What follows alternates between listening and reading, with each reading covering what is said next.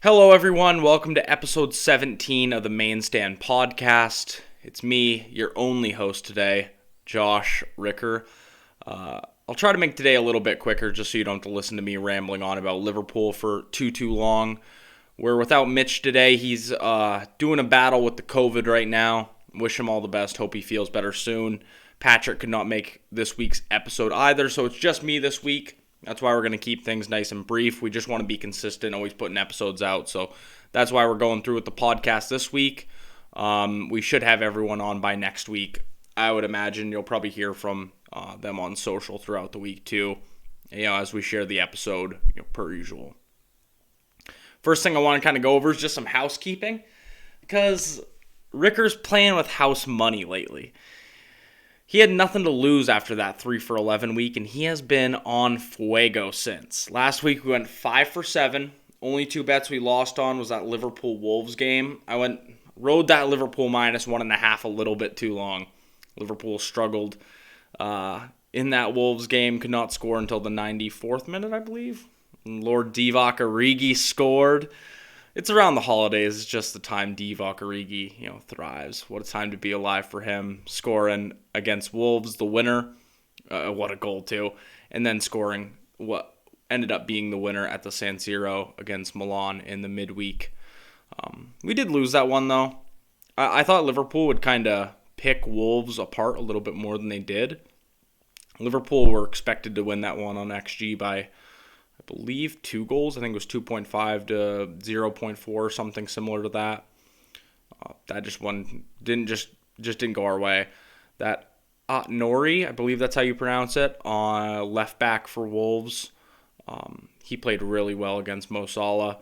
I'll talk about him later as Wolves prepare to play Man City. I thought he played really well, and right when Kiana Hoover, former Liverpool lad, came on, that's when kind of Mo Salah exposed him on that play, took that beautiful heavy touch, and that's when he got the ball into Origi. Origi obviously inevitably scored that one.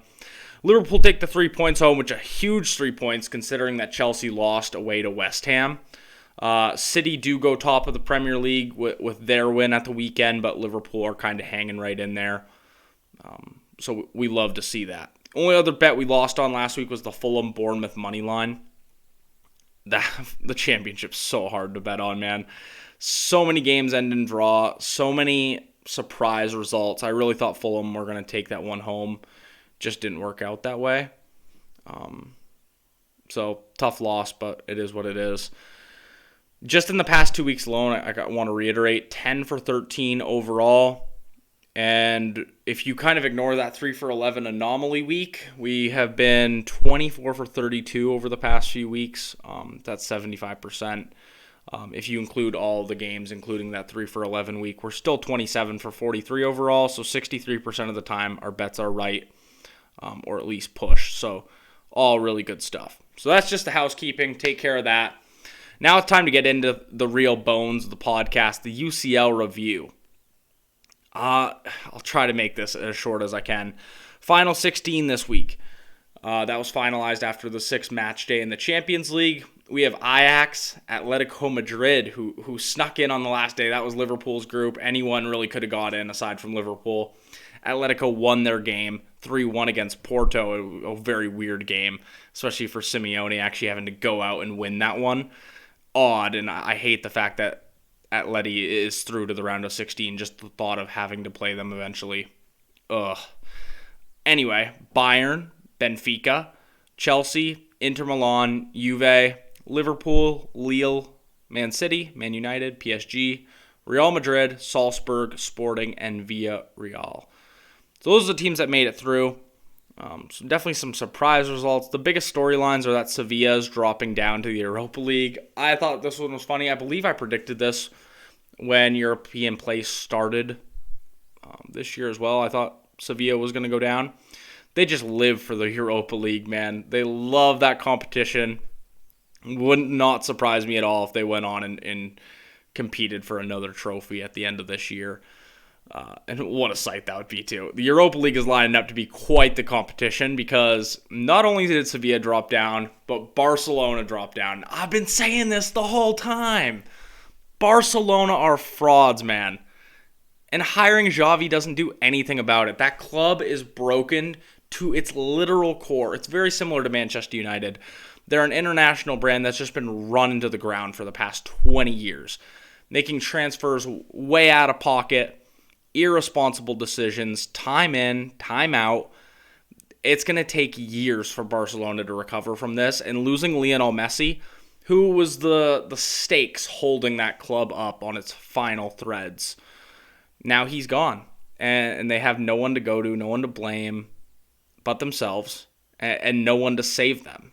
And frankly, Messi has been the one that has saved them in recent years. And hiring Xavi isn't enough. They need a complete overhaul of the players, coaching staff, and most importantly, all the backroom business people who have run that club, into a shambles in recent years. The financial structure of that club just is not sound whatsoever. You look at the transfers they made, the money they've spent on players that never really panned out. The Coutinho transfers, stuff like that, Dembele's, they just never worked, and then they can't sell them to anyone now. If they do sell them, they have to sell them on a massive discount. I mean, we're seeing Coutinho shop right now to the Premier League for 20-30 million. He's probably going to go to Arsenal or Spurs. It's insane. It's so irresponsible, and then that's why I don't feel bad for him. And it doesn't surprise me that they dropped down to the Europa League here, especially with Benfica in their group, a tough, frugal side. Don't give much up on defense. It's really not surprising. But we have some other big names dropping down too. Dortmund, Porto, and Leipzig all dropping down. Leipzig obviously fired manager Jesse Marsch, the American, just this week. I don't think we've talked about that yet on the podcast. Bad kind of day for American soccer. We just get a manager into what we think of as a big club, and it is. And to have him go already after 14 games, I think it's a little bit harsh. For where Leipzig want to be in the Bundesliga, I do understand it. So they drop down in the Europa League. Obviously, it's big news that Holland and Dortmund drop down as well, just because of Holland's success in the Champions League. They obviously want him in that competition, not the B-side competition that's the Europa League, frankly. That one's kind of disappointing, and Porto as well. I mean, Porto's a fine side. They don't play very well at home at the Drago. They haven't had the best season in the Primera, but I think they'll be a tough side for any team in the Europa League. And you have some teams already in the Europa League that'll put up a fight too, like West Ham. So your Europa League second half into February looks like a really strong competition. I just want to talk about Liverpool for a second, their game against AC Milan, just because of how magnificent it was winning at the San Siro with that side too. We beat the league leaders in Serie A with our Serie B team. That's the most frank way to put it. Alisson Becker stayed in goal. We started with Constantino Tsimikas on the left, Konate, and Nat Phillips in the middle, which, oh my God, I just love them. They're like the twin towers in defense. The two guys in Lord of the Rings on that movie cover, I don't even remember what it's called, because Lord of the Rings is a shambles of a movie series too. Just basically is a movie split into 3 parts. The first 2 movies don't even have a real ending. Regardless, I digress.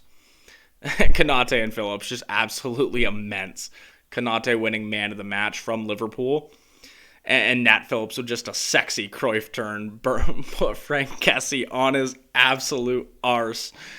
I love to see that from Nat Phillips. I love to just see him get a game, because he is actually a proper defender, He deserves to go somewhere and play regular minutes too. I'm glad he signed an extension at Liverpool. I just don't see him, really cracking into the first team, especially with Gomez coming back, and you have Konate now. It's going to be hard to see him get minutes, but oh wow, he's a good defender. And to do it against AC Milan and Zlatan Ibrahimovic was just boss. And I can't say how well Konate played too. Nico Williams on the right was fine. The midfield was very changed around. You had Oxlade-Chamberlain. I'm trying to think who else started with him in the midfield. I'm blanking on that one hard. Offense, you had Salah and Mane still start with Origi up top. So very, very changed side. The other 2 midfielders were changed too. I don't know why I'm blanking on that so hard. of who would have started in the midfield. I know Ox did. I can't quite think of it right now. We'll move on, though. Youngsters just, Tyler Morton started in the 6 for Liverpool, and wow, did he pull strings. I don't know how I forgot about that, because he was one of the more memorable players on the pitch for Liverpool on the day. Just absolutely had the San Siro on strings, and to do that as a 19-year-old wearing a Liverpool jersey is just immense. A couple weeks after you're making your debut, too. We had a couple other debuts, some young kids as well, so we just love seeing that. The Reds are just on fine form, 6 wins since that slapping at West Ham at the London Stadium, and they just look better than they ever have. Honestly, it feels like the title-winning season where we just aren't going to get beat. We don't look like getting beat. In the games where we are a bit shit, we win it in the end because we're so resilient, and that's kind of going back to Klopp's mentality monsters. That whole aura of, winning games late on, holding on to close leads, not giving up, holding clean sheets, everything like that. Just this time around, I feel like our offense is a bit better. It's like our offense of 2017-18 mixed with the defense of the Premier League title-winning season. It's just insane. I was looking at some of the offense stats earlier, and I'll read those later on when we preview the Aston Villa game. But, to score 18 games in a row, to score multiple goals, first English side to ever do that, it's just immense. Mo Salah obviously scored another goal against AC Milan that brings him up to 20 on the season. I believe he's at 9 assists, 29 goal comps in December, the start of December, I might add. He's going to lose a little bit on that tally just by going to AFCON and whatnot, but wow, has he been such a good player. And he makes great finishes look so easy. He just roofed that ball in Milan. I know it's a deflection, hard for the keeper to save. He hits that too high, it's hitting the crossbar. Too low, the goalie probably saves it. And the margin of width he had to put that in was insane too, and he just roofs it. Makes it seem like a tap-in. It's not a tap-in. That's just how bloody good Mo Salah is. And I can't stress that enough. So that game against Milan was just immense. Liverpool leave the group with 18 points. One of, I believe, 8 sides to ever do that in the Champions League since its rebrand. And the first English team to ever win 18 points, which is what an achievement that is, to be the first one to do that. I would pay so much money to just to brag about that, and now I don't have to because we already did it.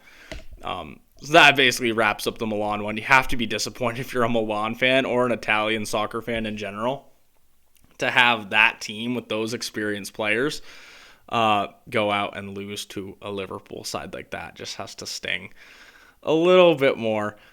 Also want to chime in, Pat's team, Man City, lost to RB Leipzig. Pressure wasn't on for them, but it's always funny to watch Man City lose in Europe because it inevitably will happen at the end of the season. And they will fall out to somebody. Hopefully us. Anyway, we can go on to Rick's picks. Like I said, it's going to be a brief episode today. We're looking 20-25 minutes, and we're on pace here. So I got 5 picks, I believe, today. 3 in the Premier League, 1 Bundesliga, 1 La Liga pick.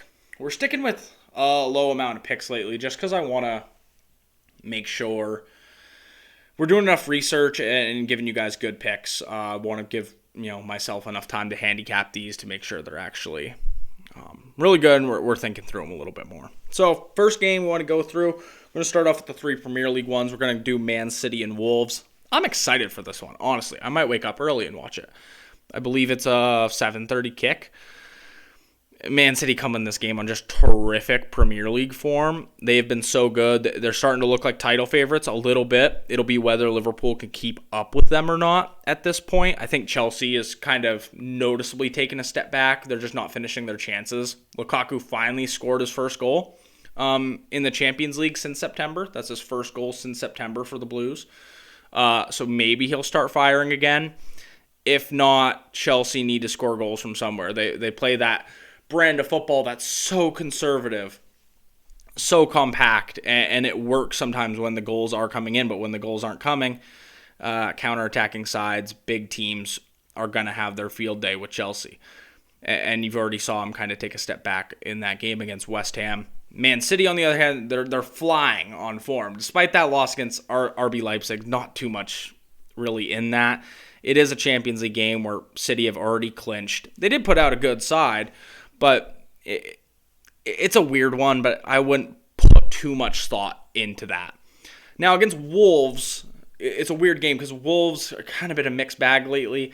They started off the season quite well, actually, to be in the position they are after losing Nuno to Spurs. I think they're going in the right direction. However, recently it's been murky. 2 draws, I believe, for them, and then the loss to Liverpool, which was frankly unlucky. They didn't do much offensively in that game, but they did do really well defensively, and I think you could see similar things happen against Man City this weekend on Saturday. Biggest takeaway, again, was this Aït-Nouri kid on the left. Absolutely shut down Mo Salah first 90 minutes of that game. It was when Keanu Hoover came on where Salah really torched him there. For the most part, Aït-Nouri had Salah in his pocket, and that's coming from a Liverpool fan. He was class and definitely a standout performance. So he's going to be on the left, which is actually the side of Sterling and Gundogan. So I don't think that's going to have much of an impact. I think he'll play well. There's an injury doubt for Connor Cody for Wolves, so that could impact their defense a little bit. Where I think we really have to focus is actually on the right-hand side of the Wolves defense, and that's Nelson Semedo's side. Semedo hasn't been great really getting forward this year. Defensively, he's been fine. Against when you're playing for Wolves, it's going to be always hard considering how many chances you're going to face, in a game. They play that 5 at a back, so he has a little bit of more support in the center, but he's been fairly average this year, and I think that's fair to say. What scares me about Semedo's side is that Bernardo Silva is going to be over there on the left. Phil Foden is a scratch for this one, so you might see Grealish start out on the left. Grealish and Silva behind him is a dangerous combination for me, and one that would scare any defense. Just reading off a couple stats for Bernardo Silva. The Portuguese midfielder has 3.37 shot-creating actions per game and gets 5.08 touches in the opposition penalty box per 90 minutes. I think he is just going to wreak havoc on this Wolves defense. And because Aït-Nouri's playing really well, I think they might kind of try to drift away from that side a little bit, where Foden's going to miss this game. I think Silva could really step up on the left-hand side for Man City. I think Man City are going to win this one. There's not really any value in betting that, though. So I actually have Bernardo Silva to score plus 115. These odds are actually quite low for just a scoring prop bet. Bernardo Silva has just been on smoke. You could argue he's the best Portuguese player in the Premier League right now. Diogo Jota's obviously putting up a good case for himself. Not with that miss against Wolves last weekend, but aside from that, and you have the Ronaldos and the Bruno Fernandezes, obviously. A lot of good Portuguese players right now. Ruben Dias is another one. But Bernardo Silva probably has that one in the books for best Portuguese player, maybe even the best midfielder in the Premier League, honestly. I saw a couple arguments. We've already given the bet for this pick, so I'm just going to go on a little bit of a tangent here, that Bernardo Silva is having as good of a season as Mo Salah. I want to squish that thought right now because that is insane. I already read Salah's stats, and I'll probably have more later. But 29 goal comps, I mean, come on. Bernardo Silva's having a good year, don't get me wrong. He's having one of those years where it's like the midfielder wins the player of the year, and those seasons are fine, but they don't win those in years where attackers score as many goals as Mo Salah is on track to. He has as many goals as he's ever scored, at this period of the year. So in December, he has never scored more goals than he has right now for Liverpool in 5 seasons. So I think he's just on pace to have a smoker of a year, especially when those Champions League games restart. He comes back from AFCON, hopefully healthy. I don't think Salah and Silva are on even the same planet right now. Silva's amazing, an amazing player, but Salah is by himself on his own tier in the Premier League right now. He is going to go down as a Premier League legend, probably one of, if not the best Premier League player of all time, depending on how long he stays at Liverpool, which they need to get the contract sorted on that as well. But they're just two different players on different levels right now, to be fair and to be completely honest. We can talk about that with Pat next week if he wants to chat about it. But, Silva's right here, that upper echelon of Premier League talent. Mo Salah is by himself up here. There's no one else up here. Ronaldo's not up here. Kevin De Bruyne is not up here. Virgil van Dijk isn't even up here. They're all in that upper echelon. Mo Salah is different class. Different. That's all I have to say on that. So Bernardo Silva to score in this one, plus 115. I still think it's really good value. Go for that one in that. Liverpool, Aston Villa. I don't even know how to start with this one. Gerrard's obvious return to Anfield. This one's going to be so heartfelt. I know Gerrard said there's not going to be any emotion, no sentiment. It's all about getting the win for Aston Villa. I think that'll be a little bit different when those flags are waving on the Kop and people are singing his name. Who knows? There might even be a tifo of him. I think the emotions are going to be different when he steps out, in front of that crowd when he's sitting in the dressing room realizing he's at Anfield, this time on the opposition sideline. I think that's going to be emotional for him. I think it's going to be emotional for Jurgen Klopp and the Anfield faithful as well. Klopp had Gerrard under him for a couple years doing the youth thing, and the fans are obviously going to give him a very welcome return too. I'm excited to watch it on TV. A little weird that they're having the game on USA, but it is what it is. I'm very excited to watch that. And he's done a good job at Villa too. They won 3 out of 4 against some good teams. They played really well against Leicester last weekend against Brendan Rodgers, and company. Leicester were without a few people. Youri Tielemans was out, but they bossed Leicester, and they could have won that one 3-1 if it wasn't for that fuzzy VAR check. Kasper Schmeichel got to roll around on the ground for a couple minutes, and they overturned it for some odd reason. I think it was Michael Oliver, which is unsurprising because he usually likes to make the game quite about himself. So, again, Gerrard's done a fascinating job with Aston Villa so far. I think that'll keep going. But Liverpool, so hard to bet against them right now. It's so hard. And won 6 in a row. They've just been absolutely immense.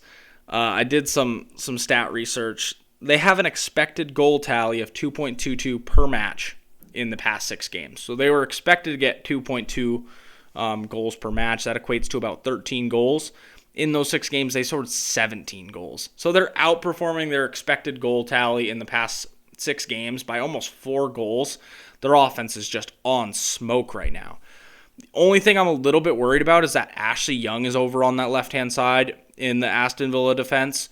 He has played quite well against Mo Salah when he was at Man United. So maybe don't expect Salah to have as good of a game. Maybe Salah will have that chip on his shoulder that he hasn't done good on him in the past, and he just bags a hat trick or something crazy. But I don't think that'll happen. I think it'll be probably a more quiet game from Salah. Maybe see a goal from Mane. I'm not sure Jota was actually pictured in training today, so maybe a goal from the midfield too, from the Ox, maybe something like that. Overall, I do think both these teams just have a ton of goals in them, and I think this will be a fun affair. This isn't going to be a game where they sit on their heels and pass it around for the first 15 minutes. I think it's going to be a game where they get off to it right from the start.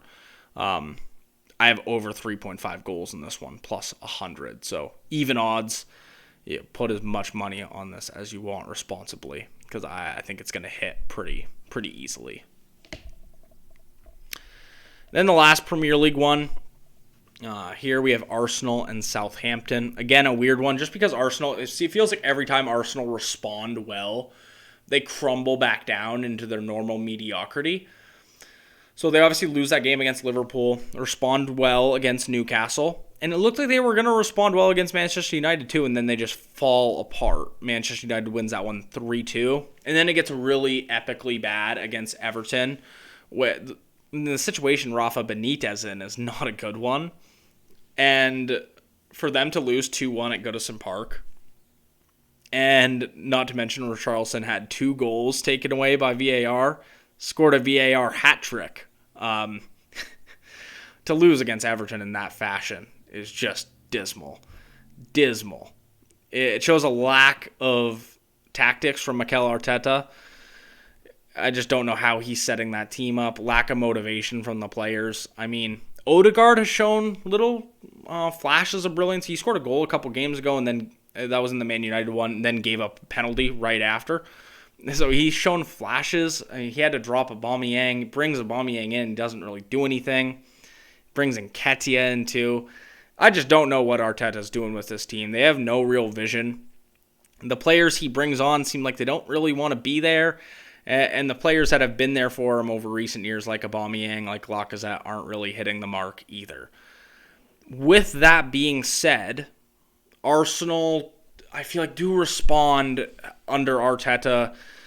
I know they started the season on 3 consecutive losses, and they had that stretch where they won a bunch of games, and I had kind of said how none of those are against hard competition. They have no chance against Liverpool. Well, the rest of the league isn't Liverpool, and Southampton surely isn't Liverpool. Liverpool kind of decimated Southampton when they played them a couple weeks ago. Southampton's 6 points safe, of the relegation zone. Hasenhüttl really hasn't got much out of that team this year. The big takeaway for me is that we know kind of Arsenal are bad on the road. I think that had a lot to do with their loss at Goodison. They just suck away from the Emirates. At the Emirates this season in the Premier League, they're 5-1-1. So they're actually pretty good, and I think Everton was a big enough of a wake-up call, like, hey, this team hasn't won anything in 8 matches.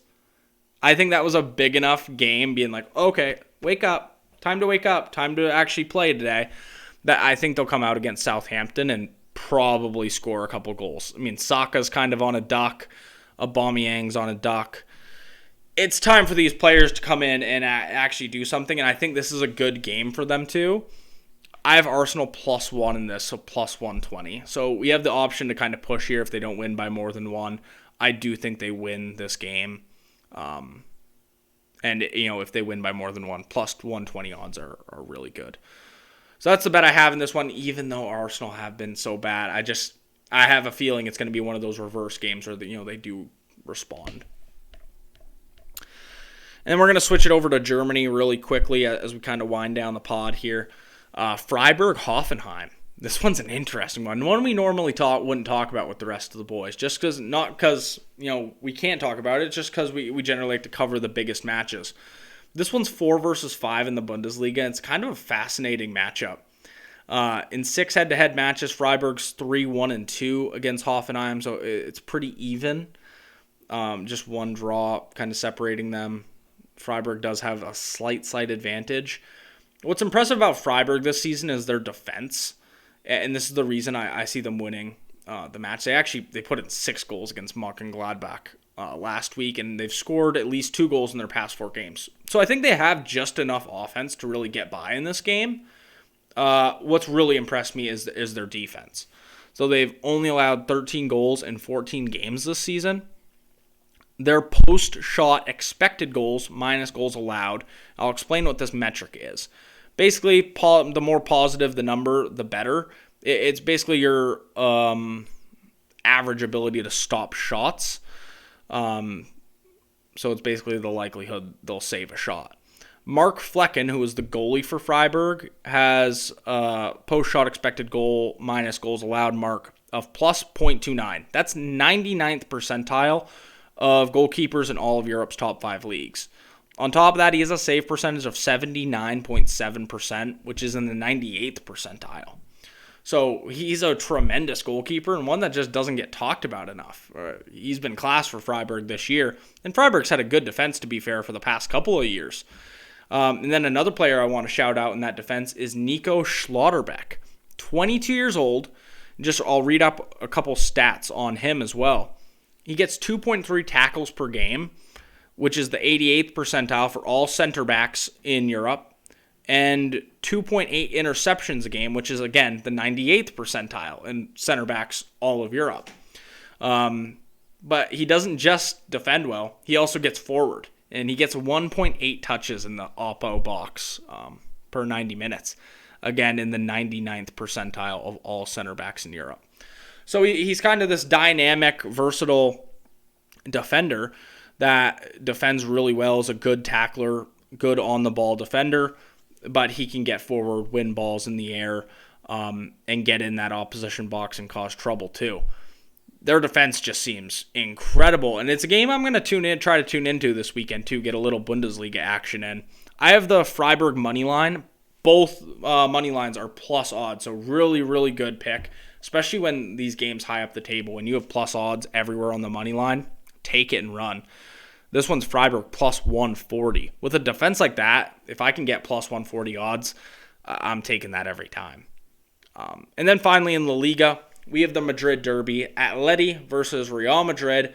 We've been riding hard on the Real Madrid money line, and we're going to do it again. Plus odds on the Real Madrid money line. I don't think this one's failed for us all year. We're going to hit it plus 110. Real Madrid has won 9 in a row. They beat a bunch of teams of good difficulty, too. They beat Bilbao, Real Sociedad. Last week, obviously, they're challenging for the La Liga title this year. And they also beat Inter Milan in the Champions League, which is just icing on the cake for them. Especially seeing Barcelona drop down to the Europa League. The feelings those fans must be feeling right now. It just must be immense. They're scoring kind of goals from all over midfield. Asensio, Toni Kroos, everyone's getting in on the goals at Real Madrid right now.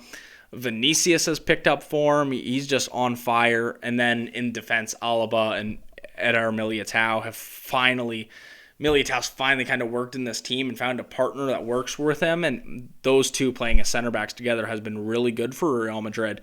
I think everyone was a little bit concerned that seeing that Rafael Varane and Sergio Ramos had left in the summer at the same time. I think everyone was like, how are you going to replace that? And they've done a fine job, in the middle for Real Madrid, if we're being honest. So that's a pick, Real Madrid moneyline plus 110. Those are the 5 picks for this week. Also tune in to the MLS Cup final. That's Portland, New York City FC. I think that's going to be a really good match. Didn't have enough time to handicap that one tonight. So feel free to kind of go on and do your own research. Let us know on the Instagram who you think will win that match. We'll definitely throw up a post to kind of preview it there. Rick's picks will be on the Instagram as well. If you haven't already subscribed to the podcast, do it right now. It takes like 2 seconds. Subscribe to the podcast, like it, share it with your friends. Subscribe on YouTube as well. Really encourage listening on YouTube. Just the visual elements, just a way better method of listening to podcasts. If you're still listening to podcasts, you're in the Stone Age. But yeah, keep up with the show. Pat and Mitch should be on next week. Thank you guys for listening to this abbreviated version of the Maine Stand episode 17. We'll be back with 18 next week. Better than ever. Always improving. Still not a logistics company. But I digress. See you guys next week. Deuces.